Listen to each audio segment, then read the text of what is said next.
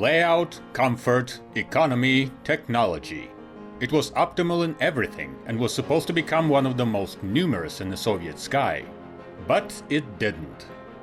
Hello aviators, Sky here, and today we are getting acquainted with an aircraft whose history is full of struggle and striving for rays of glory, which turned into troubles and did not allow it to leave the shadow of its predecessors. I present to you the Yak-42.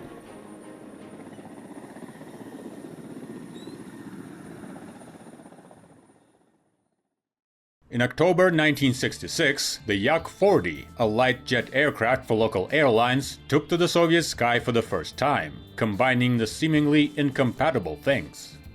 On the one hand, it was incredibly simple and undemanding, which made it possible to conquer hundreds of smaller airports throughout the Soviet Union and beyond. On the other hand, it brought a spark of progress. For local airlines familiar only with old, slow, and uncomfortable piston planes, a fast and comfortable jetliner seemed like a real breakthrough. The balance of simplicity and manufacturability made the Yak-40 an object of adoration and one of the most popular Soviet civil aircraft, produced in quantities of more than 1,000 units. And now we get to the early 1970s. Having solved the problem of the local air transportation fleet, Aeroflot began to modernize the regional fleet. The Il-18 and Tu-134 airliners were already outdated and would soon have to be replaced. I don't even know what is more ironic, the fact that the Tu-134, which at that time was 5 years old, was already considered obsolete, or that the aircraft, which was considered obsolete in the 1970s, flew for another half a century after that.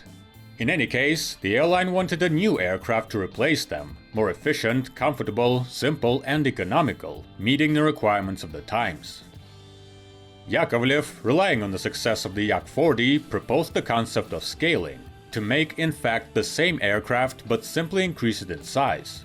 The idea seemed good to everyone, and in 1972, the Design Bureau received an order. Despite the simplicity of the idea, there were many nuances to its implementation. The Yakovlev engineers came up with many concepts, some of which were very exotic. But deviations from the plan were brushed aside. It was necessary to make a base model and fantasize later. The first question was how much to scale. The dimensions of the aircraft depended on the capacity and power plant. As the project developed, the capacity increased from 64 to 114. The power plant at the beginning assumed two D-30 engines, which were very popular at that time. But the D-30 was already a bit old, too noisy and voracious, and then the Yakovlevs considered the D-36. The D-36 was a brand new engine with a full set of advanced features and a bypass ratio of 5.34, which was a huge step forward.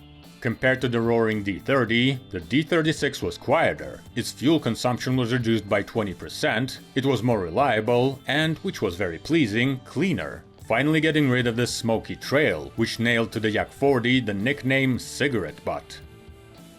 But when using it, a problem arose. The D-36 created a thrust of 63.7 kilonewtons. It was weaker than the D-30, which meant that instead of 2 engines, 3 would have to be installed. With 3 engines, the thrust was excessive, as well as fuel consumption, and to ensure balance, the aircraft needed to be enlarged.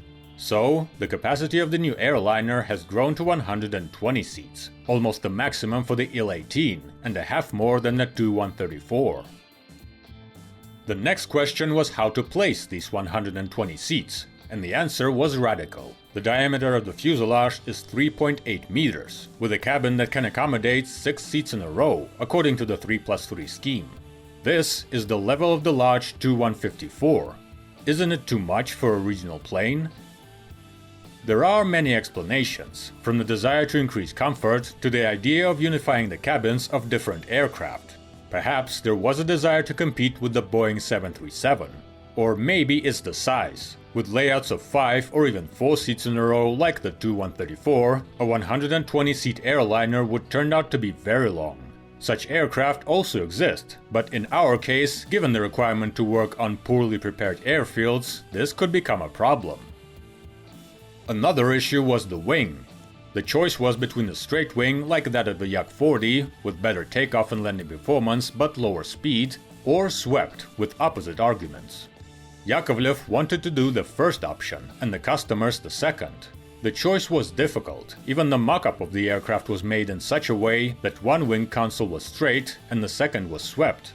As a result, it was decided to equip the first prototype with a straight wing, start testing faster, and put the swept wing later, and eventually decide which one is better. Despite all the arguments, the application of proven concepts gave its results. The work went so fast that it outran the planned deadlines. In our time, it is difficult to even imagine such a thing. The project, initiated in 1972, by 1974 was at the stage of rolling out the first prototype. This is how the Yak-42 was born. The rollout of the new aircraft immediately proved the implementation of the scaling concept. The Yak-42 seemed like a big Yak-40. Low wing, T-tail, 3 engines in the tail, round windows, even the tail ramp remained in place. Its length stopped at 36.4 meters. It was a little shorter than the Tu-134, but in other respects a little larger and heavier. The maximum takeoff weight reached 53.5 tons. The landing gear of the first prototype was simple, tricycle with 2-wheeled bogies. Again, like the Yak-40 but bigger. By the way, not only the layout was copied, the new aircraft had been optimized wherever possible. The design was lightened, the components were simplified, and their number was reduced. Sometimes it was even an overkill. For example, it is very easy to describe the reverse thrust system. It does not exist at all. The bucket reverse of the central engine, like that of the Yak-40, was not installed. It is too heavy. But the usual reverses on the side engines did not appear here either. On the one hand, the design is simpler and lighter, and the takeoff and landing performance of the Yak allowed it to get by with aerodynamic and wheel brakes.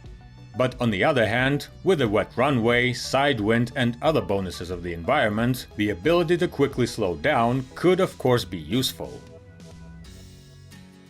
The cockpit of the Yak-42 is quite classic for its time. Decent, but nothing fancy. Crew, 3 people, 2 pilots and a flight engineer. Already by 1975, the prototype was assembled and made its maiden flight in the spring. And practically immediately after the start of the tests, the idea of a straight wing hit the harsh reality. Yes, it allowed to reduce the takeoff and landing distance, but the cruising speed was limited to 680 km per hour.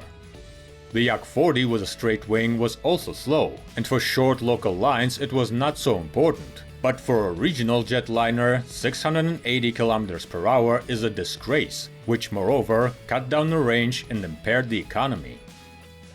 The swept wing won, and it was decided to use it henceforth. And in order to maintain acceptable takeoff and landing performance, the wing sweep was made small and the dimensions were increased. The wingspan of the Yak-42 is 34.9 meters, almost 5 meters more than that of the Tu-134. Plus mechanization, large flaps, ailerons and spoilers. Slats were added later. So all the prototypes that followed the first with a new wing have already become similar to the familiar Yak-42. Takeoff and landing performance was excellent. The approach speed was at the level of 210 km per hour, about 50 less than that of the Tu-134. An 1800 meters long runway was enough for the airliner. Again, almost half a kilometer less than the 134th. With maximum speeds, it was not so rosy. The aircraft was able to accelerate to 810–820 km per hour, with a cruiser of only 700 to 740 km per hour. The Yak-42 is a vivid example of the trend to reduce the speed of flights, which manifested itself even then. The wide fuselage, small wing sweep and turbofan engines made the Yak-42 an excellent aircraft, but did not allow it to be accelerated to the speeds of the aforementioned Tu-134, which easily gave out 850 km per hour. And it was inevitable. After all the compromises, the aviators had to get over it. Another problem with the first Yaks was the short range. Already at the testing stage in the late 1970s, the long-range Yak-42D, Дальний, was created. The updated aircraft received many design changes, more sizable fuel tanks, slats, new wingtips, as well as new 4-wheel landing gear bogies. The flight range has grown to, well, at least about 2,000 kilometers. The Yak-42D index, by the way, did not take root back then. At the start of mass production, this version was taken as the base one and was made as just Yak-42. The version D appeared again, but later. The demonstration of the Yak-42 to the general public was held as expected at the Paris Air Show in 1977. But the flight was not without adventure. The flight to Paris assumed the intermediate landing in Lvov. But at the stage of landing there, the plane abruptly lost speed and crashed. There were no casualties, but the aircraft was lost, right on the eve of the international premiere. The incident was immediately classified, another plane was sent to replace it, and so that all sorts of nerds would not notice the switch, the tail number of the broken plane was put on the substitute. The plan worked, but the bad taste remained. Flight tests stretched until the end of 1980, when the Yak-42 received the certificate. Curiously, just a week later, another brand new plane received its certificate, the first Soviet wide-body airliner, Il-86. Serial production was started back in 1977, first at the Smolensk aircraft plant and then in Saratov, which gradually switched from the Yak-40 to the Yak-42. When the aircraft completed certification, it quickly began to enter the lines. This process went well. The dimensions of the cabin allowed Aeroflot to play with layouts. Mostly it was one cabin for 120 seats, but there were also twin cabin layouts for 104. There was even an option for 102 seats, where part of the cabin was occupied by luggage compartments, so that passengers could bring their things with them, like on the Yak-40. But this option did not take root. Full-fledged luggage compartments did their job. The filling of the cabins is familiar. Shelves open and closed, simple chairs, and a set of tools. Tables, lights, air conditioning. Without any special bonuses, but decent. Convenient, economical, and undemanding regional plane quickly adapted to the route network, and Aeroflot became very fond of it. In a couple of years, the Yak-42 took its place in the sky over the USSR and neighboring countries.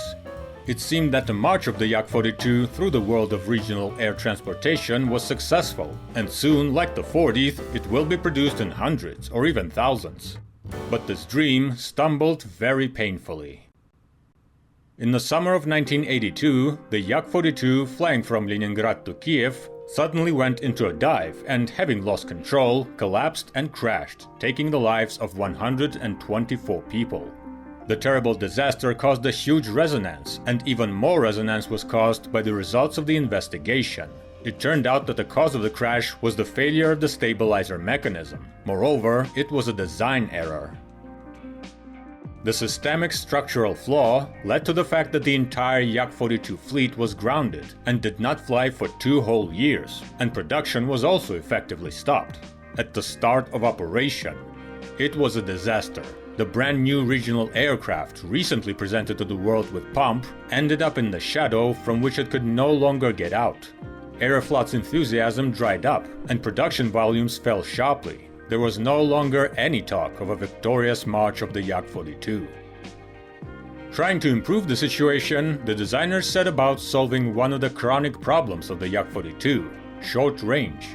The problem was in the maximum takeoff weight. Due to its limitations for the full load, the aircraft could not take a large supply of fuel.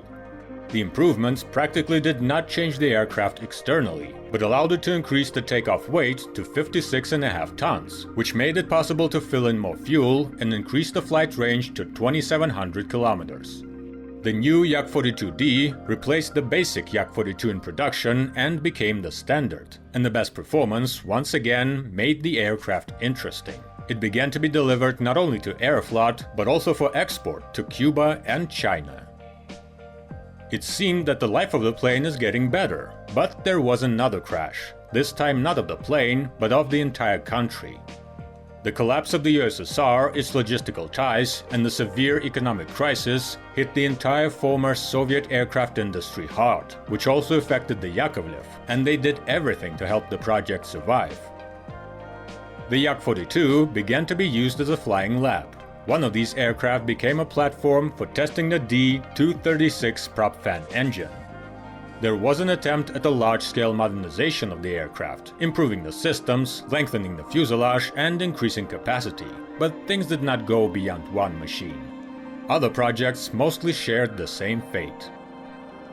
There was a problem with the demand for passenger aircraft. The new airlines were financially starved and could not afford to buy new machines.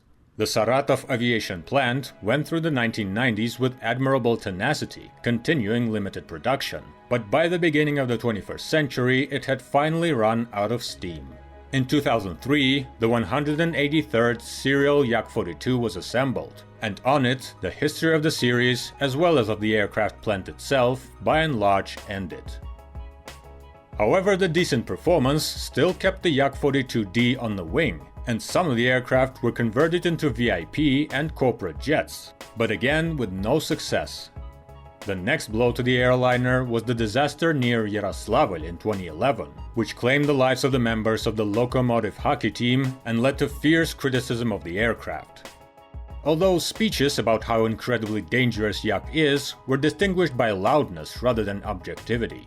During 30 years of operation, 9 aircraft were lost. Yes, the first incidents damaged its reputation, but then it was doing well, and the disasters happened through no fault of its own. Such attacks on the aircraft seriously hurt its position in an already difficult situation. By the end of the 2000s, air travel had changed. Many other, more efficient aircraft appeared, with which it was incredibly difficult to compete for a 3-engine airliner from the 1970s. There was no state support either. Just at the time, a new regional SSJ 100 was being created in the same niche, and of course, all the support went behind it.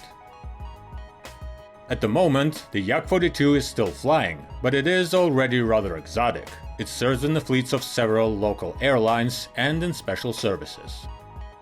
The Yak-42 was one of the last airliners created in the USSR, and alas, with a sad history. It was supposed to become a new, widespread regional airliner and replace the Tu-134 and Il-18, but as we see, it outlived its predecessors only for a short time and remained in their shadow. However, we can't end the story on such a sad note. One of the large-scale modernization projects of the Yak-42 was a medium-hull airliner. This project at the Yakovlev Design Bureau received the Yak-242 index, and although it was not implemented, it became the basis for another aircraft, which in our time claims to be the main bird of Russian civil aviation, the MC-21 Airliner. On that optimistic note, the story can be concluded. Like and subscribe to the channel. And if you want to watch the videos early, see some exclusive behind-the-scenes content, or just support the channel, consider joining our Patreon community. Fast flights and soft landings to you.